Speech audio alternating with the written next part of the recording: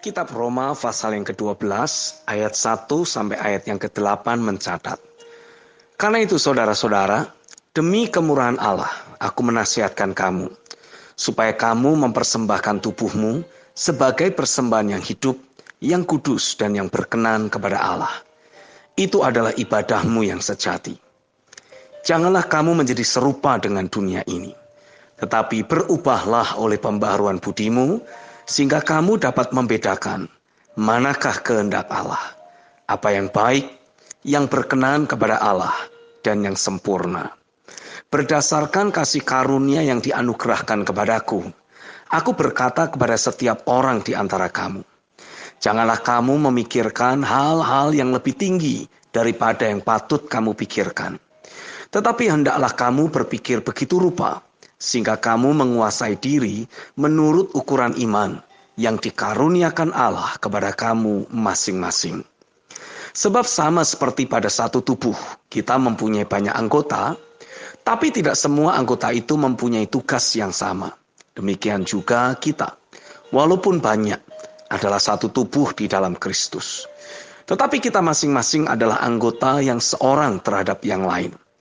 Demikianlah kita mempunyai karunia yang berlain-lainan menurut kasih karunia yang dianugerahkan kepada kita.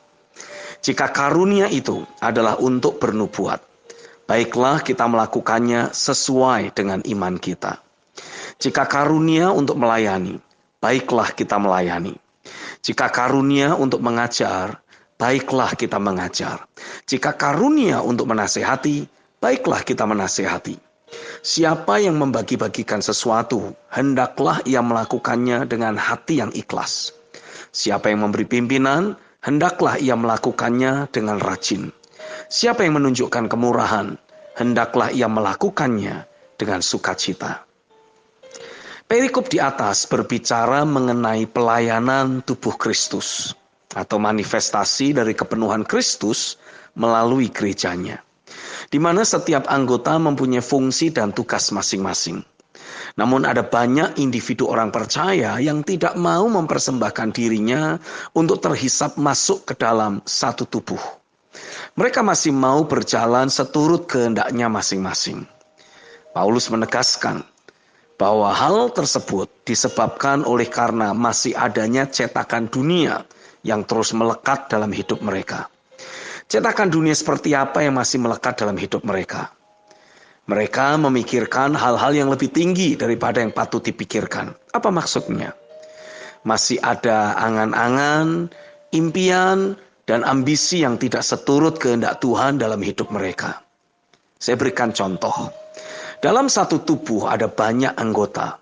Ada hidung, mulut, tangan, kaki, mata, dan lain-lain. Nah, ada banyak orang yang mau menjadi anggota tubuh yang dianggap teramat penting. Ada yang inginnya menjadi tangan dan kaki. Dengan asumsi mereka akan bisa menjadi motor penggerak kegerakan. Padahal Tuhan menetapkan dia untuk menjadi, misalkan bulu hidung. Ada yang inginnya menjadi mulut dengan asumsi menjadi pembicara atau pengkhotbah. Padahal Tuhan menetapkan dirinya menjadi, sekali lagi, misalkan kuku kaki. Ada yang mau menjadi mata dengan harapan menjadi pemimpin yang visioner. Sedangkan Tuhan menetapkannya justru untuk menjadi, sekali lagi, misalkan bulu hidung. Alhasil mereka jadi menolak untuk memainkan fungsi mereka. Mereka menganggap diri mereka kurang terhormat jika harus menjadi pribadi yang kurang terlihat. Itu sebabnya Paulus menegaskan, untuk terjadinya perubahan pada konsep pikir, ada 3 cara yang perlu dilakukan. Yang pertama, mempersembahkan tubuh. Ini berbicara mengenai cinta akan Tuhan yang bergelora dan ikatan janji terhadap Tuhan serta pemimpin kegerakan yang Tuhan tetapkan. Tanpa ada cinta yang murni dan ikatan janji yang suci, tidak akan ada persembahan tubuh. Oleh karenanya sangat penting untuk terus menjaga hati yang mencintai Tuhan. Kita menolak tawaran cinta dunia, cinta diri sendiri, dan cinta akan uang. Dan kita terus menjagai ikatan janji yang suci. Tanpa ada hal ini, maka langkah pembentukan oleh pekerjaan roh dan firman akan jadi sulit tergenapi. Sebab dirinya tidak akan rela untuk dikoreksi, dibentuk, dan juga diajar. Yang kedua yang harus kita lakukan adalah mengubahkan cara berpikir dan langkah serta arah perjalanan kaki kita.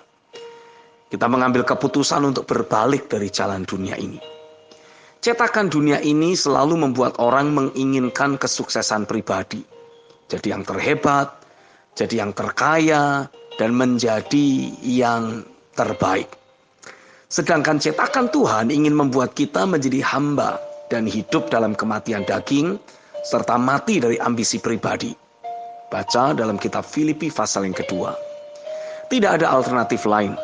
Jika kita memang mencintai Tuhan dan kita ingin hidup memperkenan hati Tuhan, maka kita harus rela mati untuk Dia. Yang ketiga, mintalah Tuhan untuk menyatakan siapa kita di dalam Dia. Karena hal ini berbicara tentang takaran iman. Betapa penting untuk diri kita mengosongkan diri saat mendesak masuk dalam hadirat-Nya. Jangan bawa ambisi dan angan-angan pribadi ataupun jati diri yang kita inginkan. Izinkan Tuhan menyatakan fungsi dan peranan kita dalam satu tubuh. Jika Tuhan menyatakan kita sebagai alis yang menjagai mata, terimalah hal tersebut. Jangan berkeinginan untuk menjadi mata. Jika Tuhan menyatakan diri kita sebagai bulu hidung, terimalah hal tersebut. Tanpa kita harus berkeinginan untuk menjadi hidung atau rambut kepala. Sebab seluruh anggota tubuh sesungguhnya sedang memainkan tugas dan peranannya masing-masing di dalam satu roh, satu tujuan, dan satu agenda. Saya yakin jika kita mau berpikir sesederhana yang saya tuliskan di atas, maka hidup kita tidak akan menjadi ribet dan penuh masalah. Kita tidak akan mengacaukan tatanan tubuh Kristus. Melainkan dengan mudah kita bisa bersinergi. Sebab kita memiliki pemahaman yang akurat mengenai pelayanan tubuh Kristus. Amin.